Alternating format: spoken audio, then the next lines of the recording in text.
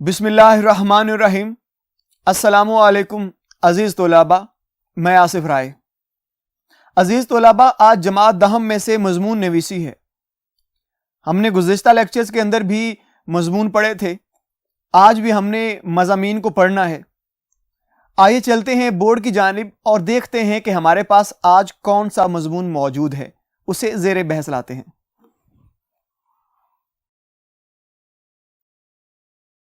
جی عزیز طلباء، ابھی ہمارے پاس جو مضمون موجود ہے وہ مضمون ہے تندرستی ہزار نعمت ہے۔ بڑا مشہور مضمون ہے، گزشتہ بہت سے سالانہ پرچوں میں آ چکا ہے، لہٰذا آپ کو بھی اس کو آج اچھی طرح سے پڑھنا ہے، اسے ذہن نشین کرنا ہے، اور جو معنی مفہوم میں بتاتا جاؤں گا آپ کے کتاب کے مضمون سے آپ نے اسے اچھی طرح سے ذہن نشین کرتے جانا ہے، کیونکہ یہ انتہائی آپ کے لیے ضروری ہے۔ تو آئیے بڑھتے ہیں اپنے مضمون کی جانب اور اسے پڑھ لیتے ہیں۔ جی عزیز طلباء، ابھی ہمارے پاس جو مضمون ہے وہ ہے تندرستی ہزار نعمت ہے۔ آئیے اس مضمون کو پڑھتے ہیں۔ قدرے صحت مریض سے پوچھو، تندرستی ہزار نعمت ہے۔ یہ شعر ہے جو آپ اپنے مضمون کو شروع کرنے سے پہلے تحریر کر سکتے ہیں۔ تندرستی اور صحت مندی سے بڑھ کر کوئی نعمت نہیں۔ غریبی، مفلسی، ناداری ہو تو ہو مگر صحت خراب نہ ہو۔ صحت مند اور تندرست آدمی خدا کی اس نعمت سے فائدہ اٹھاتا ہے، غریبی، مفلسی، ناداری کا مقابلہ کرتا ہے اور کامیاب رہتا ہے۔ تندرستی دنیا میں بہت بڑی دولت ہے۔ صحت مند آدمی ہر طرح کی محنت کر سکتا ہے، اور محنت کا یہی التزام اللہ کو اتنا پسند آتا ہے کہ وہ اسے فقیری سے امیری عطا کر دیتا ہے، تنگ دستی سے کشادگی بخشتا ہے، یعنی کہ آپ کے پاس جو رزق ہے وہ وافر مقدار میں ہو جاتا ہے، بہت ہو جاتا ہے، اور نیک نامی اور کامیابی کا انعام دیتا ہے۔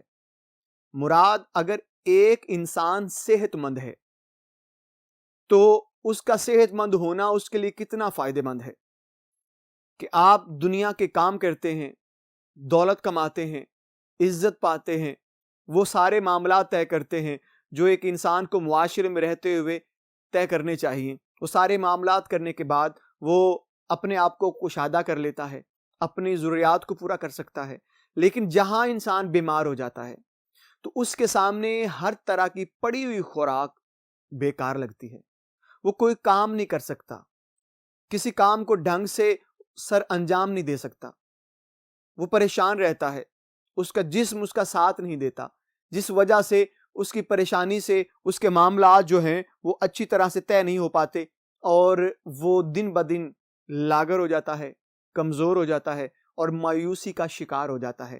لہٰذا تندرستی بہت بڑی نعمت ہے، یہ خدا کی نعمتوں میں سے ایک عظیم ترین نعمت ہے۔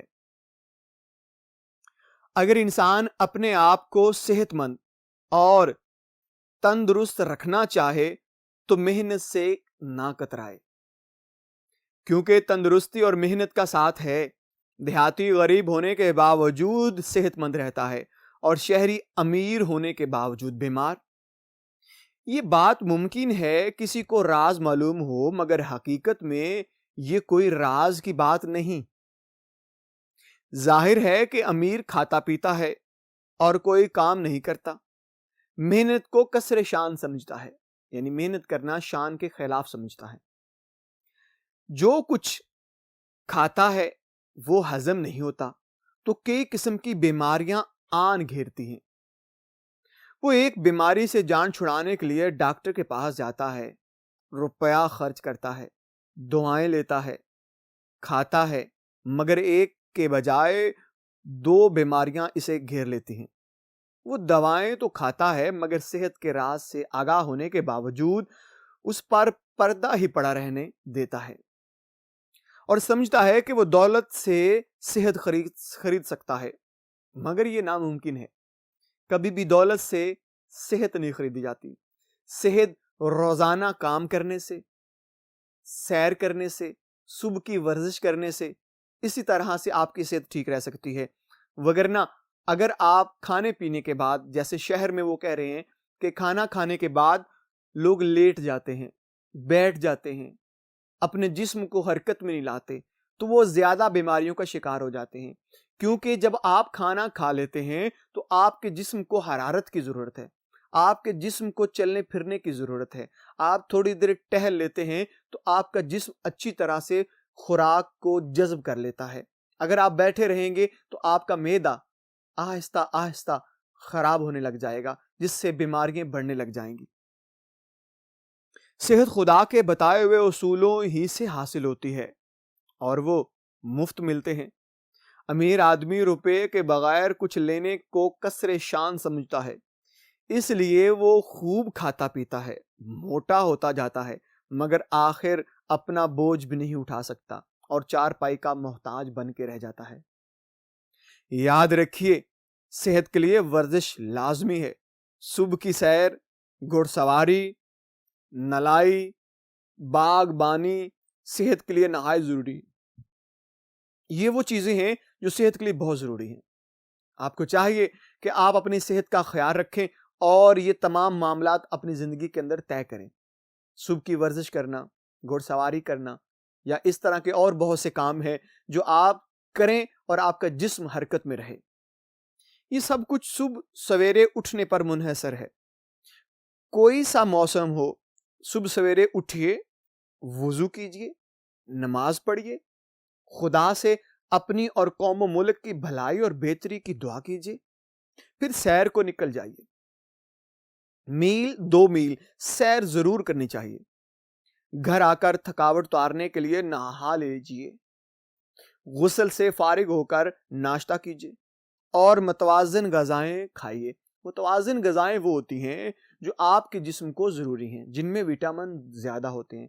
جتنے وٹامن زیادہ ہوں گے اتنا آپ کی صحت اچھی ہوگی، جتنی خوراک اچھی ہوگی، تازہ ہوگی، اتنا آپ کے جسم کو اس سے فائدہ ملے گا اور زیادہ سے زیادہ انرجی ملے گی۔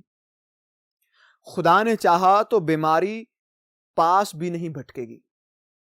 اللہ نے انسان کے جسم کی ساخت ہی ایسی بنائی ہے کہ اسے کچھ نہ کچھ محنت کرنی ہی چاہیے۔ ہاتھ نہ ہلاؤ گے تو کمزور ہو کر بے جان ہو جاؤ گے، چلو پھرو گے نہیں تو ٹانگیں من بھر کی ہو جائیں گی اور چلنے پھرنے سے رہ جاؤ گے۔ اس لیے خدا کی دی ہوئی صحت کو بحال رکھنے اور بڑھانے کے لیے کام کرتے رہو، اور اس کے ساتھ ہی ہمیشہ نیک خیال، نیک کام، نیک کردار اور نیک چلن بننے کی کوشش بھی کرتے رہو۔ نیکی سے تندرستی کا انعام بھی ملا کرتا ہے۔ حقیقت میں تندرستی نیکی کے لیے ہی ملتی ہے، پس نیکی اور تندرستی سے اپنی عاقبت سنوارنے، عاقبت کہتے ہیں آخرت یعنی روز حشر، سنوارنے کی کوشش سے غافل نہ رہنا چاہیے۔ یہ بھی یاد رکھیے کہ جب تک بھوک غالب نہ ہو کچھ نہ کھائیے، اور ابھی بھوک باقی ہو تو کھانے سے ہاتھ کھینچ لیجیے۔ یعنی کہ 2 طرح کا نسخہ آپ کو بتا دیا گیا کہ اگر آپ کھانا کھا رہے ہیں اور ہلکی سی بھوک رہ گئی ہے تو کھانا چھوڑ دیجیے، اور اگر آپ کھانا کھانا چاہتے ہیں اور پوری طرح سے مکمل طور پہ آپ کو بھوک نہیں لگی تو آپ کو کھانا نہیں کھانا چاہیے۔ کھانا تب کھائیے جب آپ کو بہت زیادہ شدت سے بھوک لگ جائے۔ جی عزیز طلباء، یہ تو تھا ہمارے پاس آج کا مضمون کہ تندرستی 1000 نعمت ہے، 1000 نعمتوں سے بھی زیادہ ہے۔ تو امید کرتا ہوں کہ آپ نے آج کا لیکچر اچھی طرح سے سنا، سمجھا اور ازبر کر لیا ہوگا۔ انشاءاللہ اگلے لیکچر میں ایک نئے مضمون کے ساتھ حاضر ہوں گے۔ تب تک کے لیے مجھے اجازت دیجیے گا۔ اللہ حافظ۔